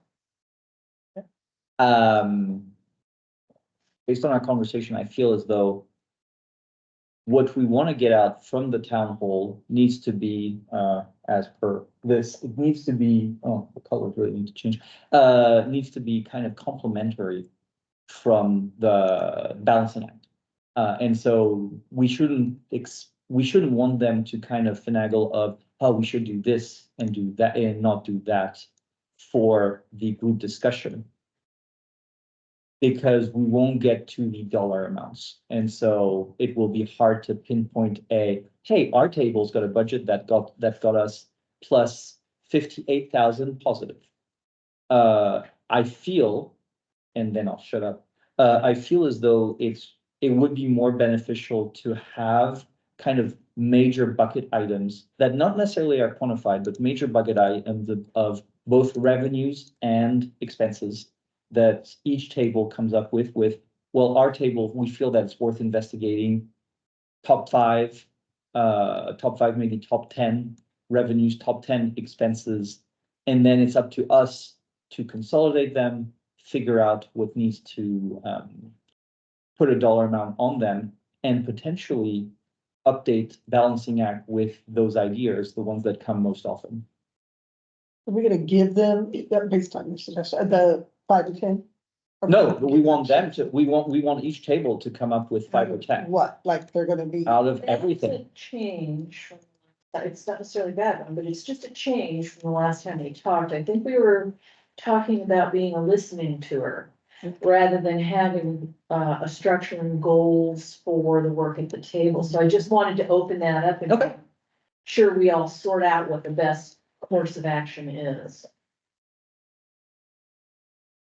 The only difference that I see in my understanding of the difference would be, one, it's just a laundry list of, hey, these are all the things I feel, and it's easy to say, we should do less of this, and move on to something else. If we invest them in saying, hey, give us your laundry list, but also feel as though it is a structured laundry list where you give us, essentially it's the same thing, but you own it a bit more. They might, first of all, they feel more involved. It's not just, hey, we heard you, okay, bye, but rather their suggestions. And also it brings more the fine tuning and understanding of maybe you don't want climate action things. We'll hear it that way. Maybe you want more housing, maybe you want more parks, maybe you want less engineering for whatever reason. We can have kind of a themes that come through there rather than if we're just listening to a laundry list. I feel as though if we give people the opportunity to build a story that is at a table, and people will disagree, but at a table of themes we feel are promising, it makes them much more involved than if we just listen and say, okay, without them, they've said their piece and then they leave. That was, so essentially I feel it's still listening, but we make it listening where they feel, I feel we would want a listening part where they feel involved, not only in having been listened to, but having been part of a solution. I don't disagree with that. I think I think some very informal but clear and simple structure helps people participate. It's what facilitators do. Yeah. I was just noting that it is. No, so that we ought to just be aware that where our groupthink was last week is Yeah. you're suggesting something more. Yep. I guess I guess that's why I'm going back to, are we gonna give them, like, is that in the balancing act, are we like having that as the document that they will focus on and look at those programs, you know, like Melinda's talking about, like there's X amount of programs we wanna look at. Are we gonna guide them through that? And listen to their stories and listen to, you know, the context behind it, or like with the way I was, no, the way I was thinking here, if we, and this is only my thought, balancing act gets people to react to a list, a predefined list of choices. Written by you. What we want them to react to something, but we also want them to be proactive suggestion makers. And so I would actually think we don't want to talk about the balancing act, but rather explain that the balancing act is going to be enriched by your feedback. So if we focus only on that, we're only getting you to react to stuff we've already thought about.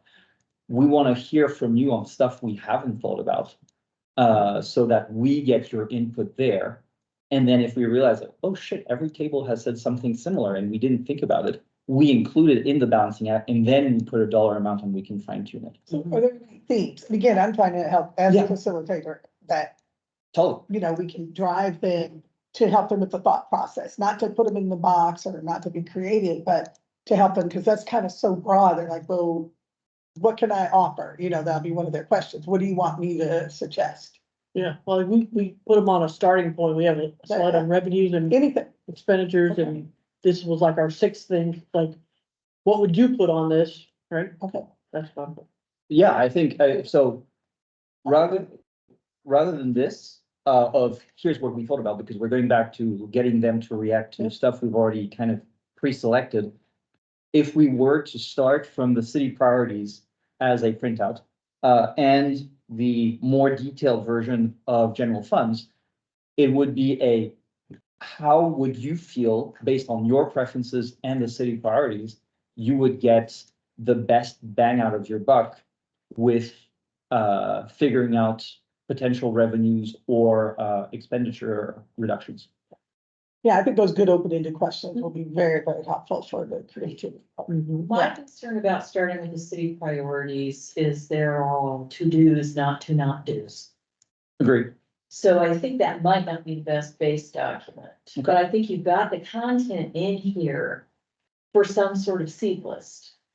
If I went for a whole Christmas list of what could be super cool to do, but I don't know if it's realistic, is to actually have them not start from there, but to start with a short version of their vision for Kenmore.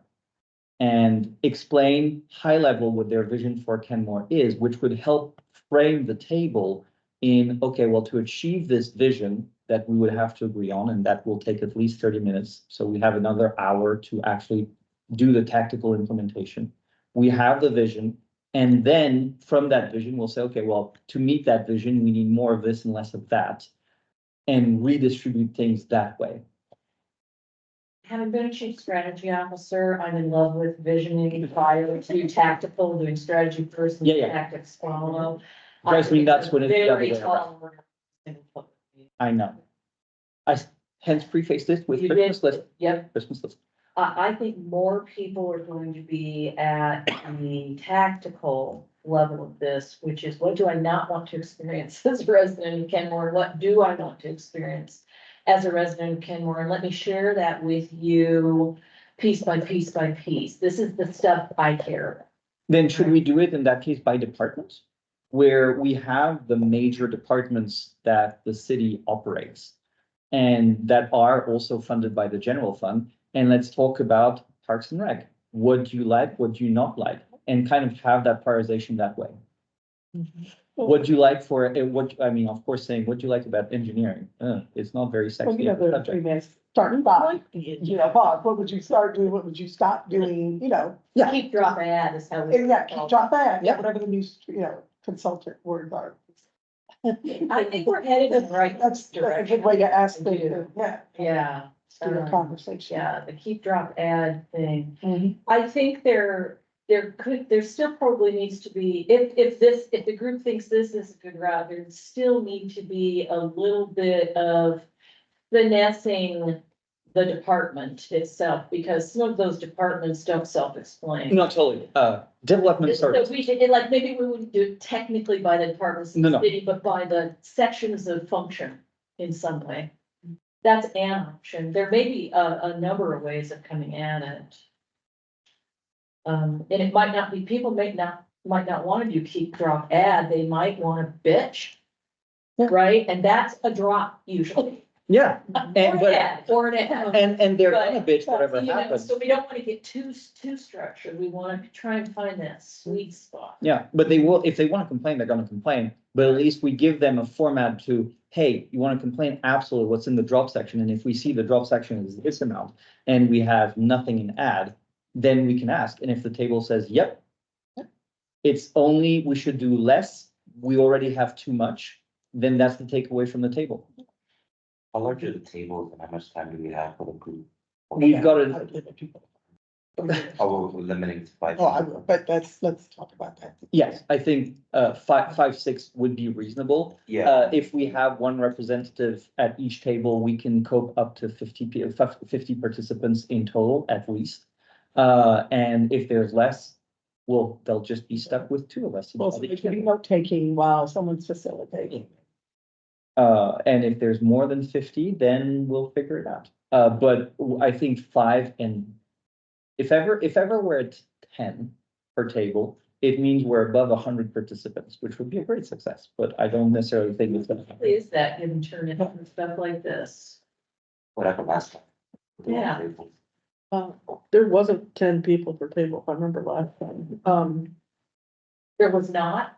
No, not, So we've done this format before. I haven't attended. that. Well, it wasn't this topic, no, but it different was, topic. yeah. Right, but the format of breaking out to tables, so people that Uh-huh. come are used to this, so it's, Yeah. if they've been here before, Yeah. they've been introduced. Yeah. Okay, that's good to know. I think one of the, just pulling it back to ground zero, of things that would be good structurally for each table is for us to talk about what we are and what we're not very briefly, that we're here to facilitate, we're here to listen. We're all sharing a structure to help the table have the most productive and meaningful conversation. We're informed, but we're facilitators, we're not experts, just something quick like that. Typically in facilitation work, if you set the stage for your role, it really creates comfort for people.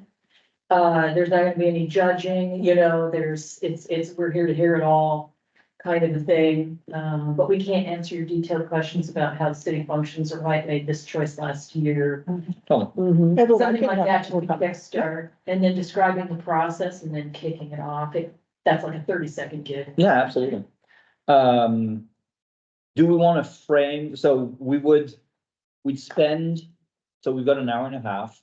We've got the 30 minutes, the 30-second spiel of we're the pen and potentially facilitator, but I'm not an accountant. And then we would go over the major buckets, which we need to define as a group. Parks and Rec, easy. Development services, maybe not so much. And then we would. Do we ease them into do we do a keep drop add by section? Or do we do a general keep drop add? I feel a keep drop add by section is better. Uh-huh. I think, one of the things I've learned, unless it's a very large group, you don't say, okay, what do you want to keep? And everybody has to talk, and then, okay, what do you want to drop? Yeah, You just let them talk about all three at the same time within Yeah, that. for sure, but within Yeah, a section. yeah, I Okay. think most that works a little better. It's a little less rigid and prescriptive. And so if we've got 90 minutes and we have, let's say, 6 categories, we're talking about 5 minutes each, 7 minutes each, and I think that's a good amount. No, we're talking 12 minutes each. 12 minutes each is good, is a good amount per category.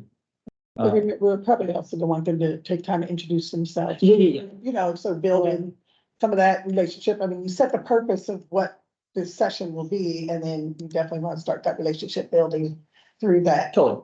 Okay. I don't care about it, give you an idea, no, absolutely. And I think it's very important, and it's often forgotten, your name. Like, hi, I'm Holly. Yeah. I'm your facilitator today. Yeah, right. Name tags, we're gonna have name tags. Good idea. I won't use that. I won't use that. Groups. That's the. Is the thought And you're not my mate. ends after the breakout group discussion, or is there a collective comeback and then a little readout, or no, that's just done after the breakout and we'll do that part online or somewhere else? If we had more time, I think having a co-creation of of sharing the table with the others would be great. I think in the hour and a half we don't have time for that. But it will be up. A long time. I know. Yeah. And the first group comes and the last group, it's the next day before they can even start. But yeah, it will be up to us to share it as a feedback, and we'll make slides of the feedback and put it on the FSP table website. Great, because that'll probably be a question I'll have, right? It's what are you gonna do with all this information? Yeah. Well, so in that case, we go back to this saying, we're actually gonna use what you say, plus enrich the balancing act to figure out what the recommendation that represents Kenmore residents should be.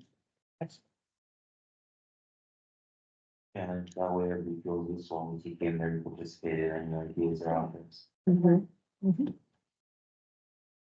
there. Logistics question, we have a Spanish language interpreter for the presentation piece. How does that work if we have Spanish only speakers in the roundtable? I'm bilingual, I can read the Spanish one. If they Oh, have. that's Spanish. fantastic. That's amazing. It could be on the table. I can only do that for the French side, so it doesn't help much. All of our friends. All of our French citizens come to my table. Your family. Exactly. But they'll be asleep, so, If they're Chinese. yeah, Yeah, so we should announce that if people want. I'm to only give on this. conversational Chinese. no, you are completely fluent. But yeah, no, I think, so I think, the interpreter, if the interpreter is staying, we should recommend that the people who only feel comfortable in Spanish go to follow that person at the table. Or to her table, but we have. Yeah, we have two. But that would be her table, right? Well, not necessarily, no, we could duplicate, we could have Yeah.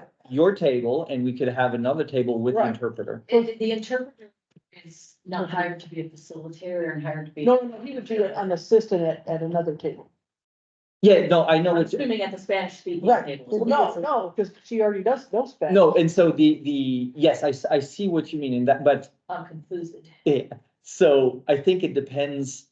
I think it's gonna be clunky if ever the interpreter is supposed to be the buffer between the table and the person who doesn't speak, who doesn't feel comfortable. So as much as possible, if all the Spanish speakers could be with you, Mary, then that would be awesome. If, however, we have an overflow, we would put the interpreter at another table and we'd have to figure out how to make it not too painful and still have that person participate, because the interpreter is just going to be Google Translate.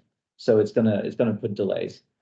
So ideally, all the Spanish And people I know how to go. facilitate, like I said, speak a little, a lot, none, and to pick out I mean, I used to teach Spanish, so I know. And that's through the concepts, is what I'm saying. No, the interpreter The only, social part. the interpreter has a role only if there are more Spanish speakers who do not feel comfortable in English than you're capable of accommodating for. How about your presentation at the beginning? I didn't think about that as far as someone that needs to hear it in Spanish and. Yeah, I There's not a have lot the of- potential to need to translate it once it goes online. There is not a lot of text by design, and so a quick Google Translate could take care of that as a printout. I think that having the interpreter, I don't know how you guys want to deal with that, but the interpreter after each presentation, each slide, all of a sudden, we're not talking 15 minutes, we're talking 45 minutes. Yeah, and I didn't anticipate that, so they asked what their role would be, and I said, be there available for people that needed to, want to ask a question and need the interpretation and ask the question. So in that case, Receive Rob the or answer. Linda, whoever would be doing the intro, would kind of call out of the person who's standing there as the interpreter. If you want to Yeah, have So someone stand over there. go stand over there and they'll be able to help you throughout. that's how it was at the round table at the town hall we had, where they were just kind of available with people, because I know that there was a family that I think needed some assistance, and they kind of went to different tables, and then the interpreter will just kind of follow them and help them as they needed. Right. For the Yeah. initial presentation, having the translator and then the people who need the translation be close, so it's not interrupting Yeah. or anything like that. Kind of like whispering, you know. Exactly, voice yeah. for the- That's what I've done before. I'm just was thinking, so is there any kind of equity thing when we saying, okay, well, if you speak this language, like, you gotta go over to that one, or it's like we're kind of taking their choice away of, Well, is there anything wrong? I don't know. I think it's up to you, like, if you're an individual and you feel more comfortable going there, go ahead, don't force the issue. Right. And, you know, I think frankly, it's a good idea if you speak Spanish, if someone speaks Spanish, you go to her table, but nobody's forcing you to like, Right, okay, yeah. just figure with you. So I wanted to just return briefly to the intro part. What is the purpose of city staff introing this whole thing? I'm not objecting, I'm just asking. Us not having to deal with the land acknowledgement. And also, so, no, more seriously, I think the intent is, helping showcase the fact that we are residents. This is our show, as in Kenmore residents, and this is not your show, but the recommendations are not, we lead recommendations, we don't lead decision. Ultimately, final decision, still your job. And so I think just providing that initial 2 minutes of context. It shows that of- hierarchy. Essentially Yeah. essentially a big thank you from you and Rob of, thanks a lot for all that the FSP task force and you residents are doing, because we are listening to you as a collective group to provide us with ideas on how to improve our city finances. That's it. And you would prefer it be Rob than you, Linda, or?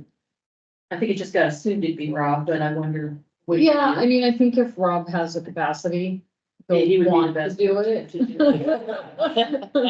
But, He'll take it the may be microwave that you're anyway. stuck with me. So we'll see. Pictures everywhere. I wouldn't think of it that way. Yeah, you're the face of it. Yeah. That's why I'm asking. You're on the who's listening card there. Will there be? Your face is even on one of the slides. Yeah, it is. There's a who's Yeah, you listening. didn't have the last slide permissions. Well, it's just because it's the website. Oh. That's funny. You're modeling mugshot there. Yeah. So then I'm assuming we would give a couple of talking points to Rob and then, say, this really will frame what we're gonna do next. And don't steal our thunder, because we've got a presentation and it has a flow. And don't steal our time.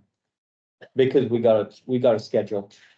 Yeah, I mean, just need to say, like, here, you literally have 5 minutes of an intro or whatever it is, and we'd love it to cover these things. So when you were talking about the slides, and that would probably take, I think you said 15 15 minutes, minutes, yeah. 15 minutes or so we said 20 or whatever, 15 minutes. How do you want that to flow? You said you don't want to be the only one talking. Well, it shouldn't be me because I am not the FSP task force. I'm happy to walk through them because I put them together, but I think it shouldn't be, we'll have 15 slides, shouldn't be 9 people speaking because. I agree. But if someone wants to take, if the easiest way of splitting it up would be, one person does from where we are, the beginning until, this is general fund, what we're gonna talk about. Another person focuses on revenue, another one focuses on expenditure, and a fourth person focuses on what are we gonna do now, with, starting at the guiding principles. I think 4 is a good split. Everybody's got at least 3 slides. And then afterwards, it helps the other people just be already at the tables. I think that's a good split. The more, ideally, I would want everybody to speak because this is a team effort. We cannot have 9 people speak over 15 slides. So that's probably the easiest split. So for slide 8, just to go back to the very beginning. Are you gonna have this entirety without it being edited as the handout and then shorten it for the presentation purposes? So I took notes and we can go through quickly, making sure I haven't forgotten everything, but I'll. Yeah, no, I just wanted to make sure that we kept this copy because I really like it. Yeah, no, so everything, I'm keeping everything and everything will be put in an appendix after this slide. But I will simplify the slides. Katrina and Vin know actually I had more slides. But Simple. See, I put it down into 5. yeah, there's more. Where we are, where we're going. Yeah, there's more slides, but I'll put everything in an appendix and, but the flow itself would be those slides. Well, thanks.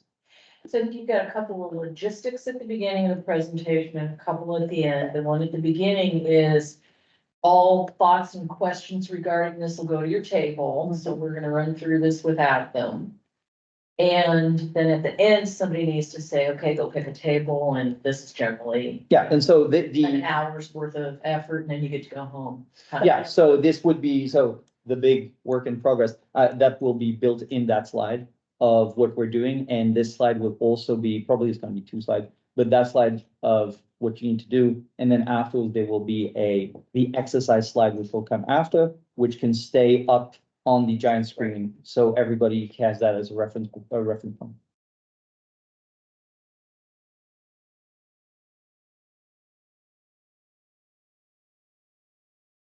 That's 2 weeks from tonight. And that is 2 weeks from tonight, which is why we're. We got lots of time. Yeah. Yeah, so if, for those of you who can get here, by 6:15, just to, kind of us being a little first before other people start getting here, so. That'd be lovely. Do you want us, we can meet here and then the meeting is over there, but we meet here to kind of follow. Did we open the whole thing or is it? Last time we had the whole thing open. Yeah, last time we had the whole thing open. Okay. Yeah, so, do you guys want us to have, some snacks and things for people? People generally appreciate that. Mhm. It's okay, Backgrounds. especially if it's a 6:30, they're coming through from work. All right. Sunday, where's the fun to get taken? Black tie, right? Yeah, so actually, that was gonna be my question, just in terms of dress code. Any personal preferences? And I'm only asking because, I will start my house remodeling next week. A bunch of my clothes are in cardboard boxes, so. You need a top hat and tails to do Oh. that. So make sure you get that out. if you can. I will just put out there, I think. It's probably would be appreciated if you guys, if people felt they could approach you, right? So I think the more approachable that you will, the better. So you guys are residents too, right? So. So I should Okay. mohawk off for 3 weeks instead. Yeah, yeah. So. I heard no suit. I'm loving what I'm hearing. Yeah, be yourself. I've never been thought to ask that question. I've been in this town for so long. Yeah, but then you see- Not on everywhere. But you see city council and they're all fancy Oh, are and they fancy everything, up? yeah. So that's the only reason. You see Rob in his suit and I'm thinking, Well, it's their direct employee, yes, their suit. yeah, He asked. Okay, so did you want to divide up the slides now, or is that something you want to do via email, that part of? I will take volunteers. Who feels comfortable doing what? I'll do a fourth of them. You wanna do what? I'll do in the revenue. Yeah, but what are your preferences? Oh. You spoke first, so go ahead, what do you want? Uh, So the idea would be agenda, where are we here today, task force mission, how do we know what's best for Kenmore? This we said is a printout. So Only, in the first, and we end here. So it's a bit chunkier, but a bunch of stuff will actually be, there are certain slides that will be in the appendix. Then someone else takes over for focus on expenditures and does everything. Does the 3 slides on expenditures and honestly could do the 3 slides on revenue as well. It doesn't, that seems like a good chunk. And then hand it off to, okay, what are we doing today? Guiding principles, city priorities, round Maybe table I'll- exercise. Only 3 Yeah. people. I'll do expenses and revenues. I'll do this last chunk. Okay. And remind me again, it starts at slide, oh, the slide. No, it starts at something else. So I'll list it in the email saying where the chunks are. So, yeah, so let me just say, you want to do revenues and expenditures? Sure. Wait, so you said Yeah, that's Katrina, Katrina? What part are you doing? whatever's after that, Yeah, okay, so the actual exercise. from there. And who wants to do the intro? Who's not Rob? I nominate you. I appreciate all your work. Yeah, I agree. Happy to have you present it. I agree. Okay. I vote, it's more data heavy on that too, you wrote it, you know. You don't want to do it, I respect that, but No, I don't care. you've done the work. We have all done the work. Appreciate it. You did this one. Okay, I did the visuals, yeah. Okay, then done. Cool, so in terms of notes, I will have a little call out, which was, hey, rules of the road, questions later, and questions in your groups and post-its. Here, we didn't talk about, I'm waiting from both of you to just have kind of what are the other factors and give the examples of unfunded state and federal mandates. The task force breaking down to who, what, how, also if we can have an amount, a just general amount, rough amount of how much per year we need to solve for. Then this slide we're not touching. This slide will be in the printout only. This slide, I feel as though we were feeling better about this slide, simplified, and therefore this would only be in the printout. I do think it's important to say somehow that we are only tasked to look at a particular section of the overall budget. So I do think that's very meaningful. Yeah. Okay, so let's keep it. So we do Yeah. this. I think we Uh, should spell out the abbreviations if we're gonna put it on the printout. Yeah, those are acronyms that people, or abbreviations that people don't know.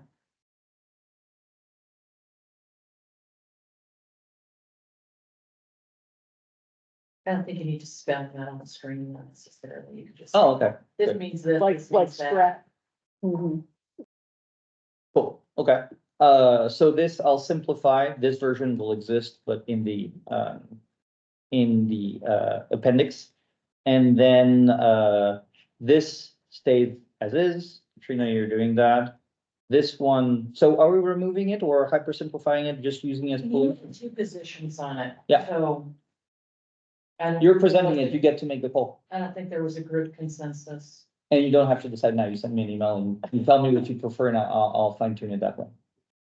Yeah, I think we want to mention that we're a contract city, but maybe just by example, Okay, so. you know. So in that case, hyper simplify using this. Focus on expenditures, that I think we agree. This one, so make it a line graph only. Rob had one of those already, didn't we, where he showed how. Yeah, I'll make it prettier. It was not as pretty. This one, we have, you know, I get, I'm a nuisance with PowerPoint. This one, we're just adding the 1% property tax cap, and I guess we'll put a little padlock here as well. I think Melinda keeps saying there's probably a cap on car tax too. right? Yeah, So, so, but, we are already taking $40 on car tax, so 40%. $40. Here, so here, or 40% or $40? $1. 40, the cap is 50. Okay, So we just went up, right? Yeah, just increased it to 40. cool. So I'll add that there, and that's perfect. Focus on revenues, we're not touching. Guiding principles, you're gonna send me the updated version, and I'll include that. City priorities, we're not touching. This, I know how to change, and we're done. I like the flow, because I think before you send them out, you know, to the tables, you're giving them some of that structure and information. Like Katrina has the lion's share, sure that shouldn't be broken up with another person, that's a lot of detailed content. Are you comfortable with it, or are you fine? I'm fine with it unless somebody wants, somebody else wants to speak up. I'll be practicing my Spanish. The other thought I had is if we're going to plan an exercise by the functions of the city, that maybe a map of those functions, a handout at the table would be a good idea. Totally. I'd be willing to throw something together quickly and get it edited. Yeah, so I mean. for- Unless you have something that you'd like to put together. No, I want us to align on what those departments, what those big buckets are. The idea would be, there would be two slides. One is the intro and what is the exercise? And the other one is going to give, it'll be just 6 department buckets and then keep, drop, add. But we just need to align on what those 6 categories are, Why are you saying 6? because I made up 6 as a random number. If we want 5, if we want 3, if we want 10, I think 15 might be too much for an hour and a half. But whatever amount we say, I just picked 6 before, so I'm sticking with 6, but no particular reason.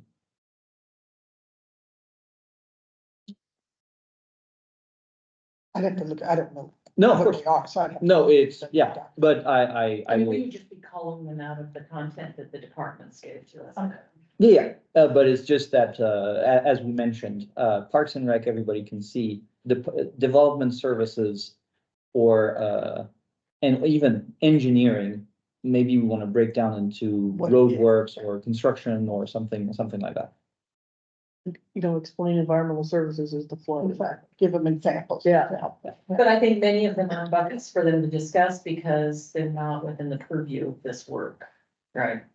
No, so yeah, we'd have to have buckets. Well, so every one that is, every bucket, so, public works engineering is, finance administration is, community development is, because they all hit the general fund. We just need to find cooler, sexier names that speak to people.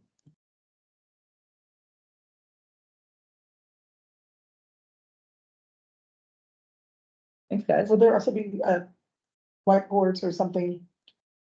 Full sheets or something for us to put the stickies on or? That's what I was gonna ask. We can have like the A boards. Easels, yes, If, okay. we would need one by table. Yes. One per table, and if not, then, what we could do is, I can work with you to have kind of a more, A3, even potentially A2 printout of the exercise, so we can all work together on the same piece of paper. Yeah. I'm trying to, You let me know, figure, and if so, putting it, if we put one, you know, if we got 3 tables in one area and had one. No. No. we want every table to work separately. Okay. And so we would need one common writing support tool, per table. So if it's not a flip chart because you don't have enough flip charts, that's totally fine. We just have to talk, can we do bigger than letter format printouts? Well, even if you take a sheet off of each, Put it on the put it on the table. Okay. Yeah. Yeah, we can do that. Before Nafe leaves, can I ask, so thinking about the schedule, we have the town hall, April something. April 3rd. It's not, no, Yes? April, oh, I think he said first. He said. Yeah, third. April 3rd. There we go, so third. That's April Fools. We have a meeting on the 17th. Yeah. So April 3rd, y'all aren't gonna be doing any work per se on your recommendations.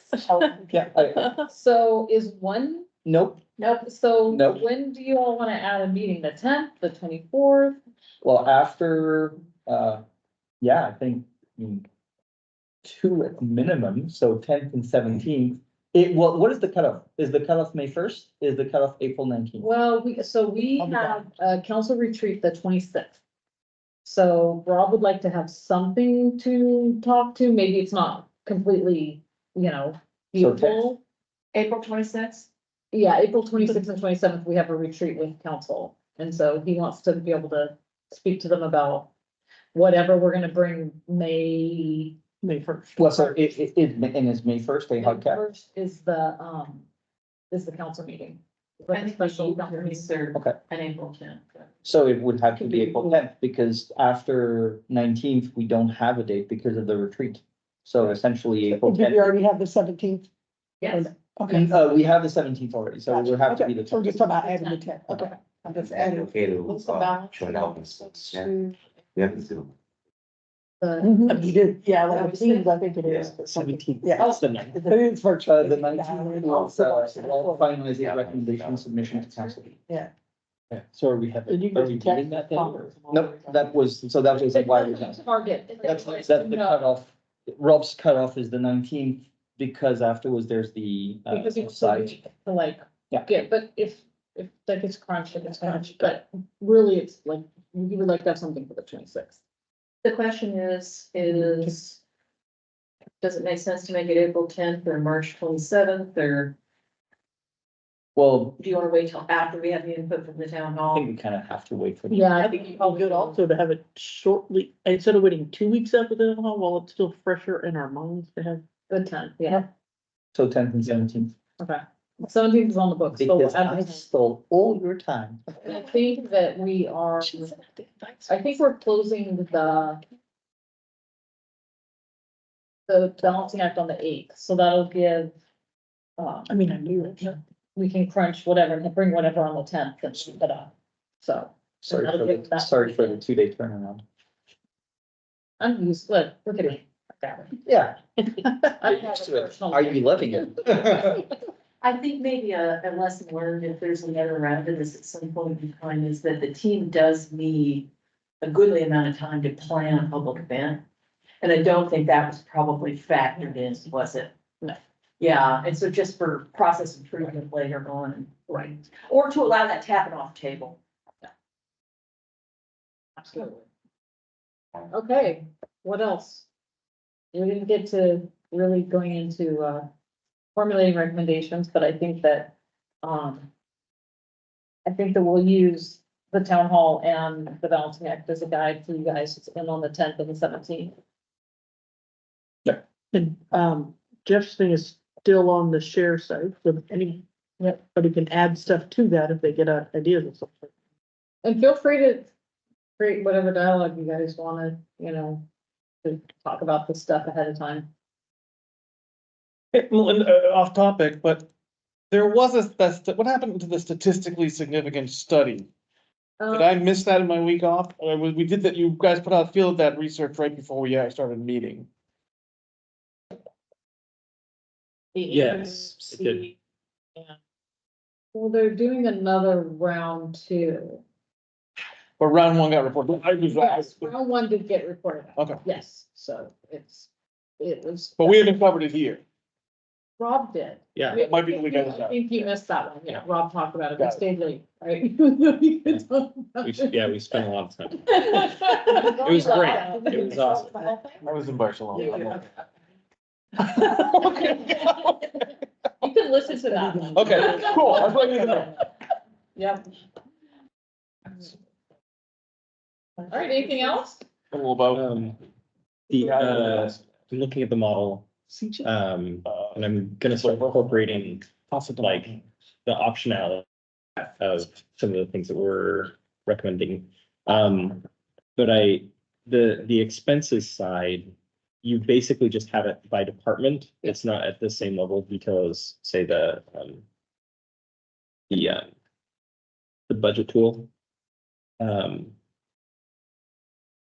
I guess, is there the balancing act tool? Would it be possible to get at least the historical and budget numbers at that level of detail? Yeah, what, like, how many years? I mean, I'll take as many as I can get, but whatever. Not greedy at all. If you ever ask me that question, I will always have the same answer. As many as, yeah, as many as is expedient, like don't kill yourself So, and I'll take it in whatever format. okay, well, I can put stuff in, but I just want to show you. I think I got it. Yeah, it's pretty. Well, I've been. That's all good. Okay. So like, this is what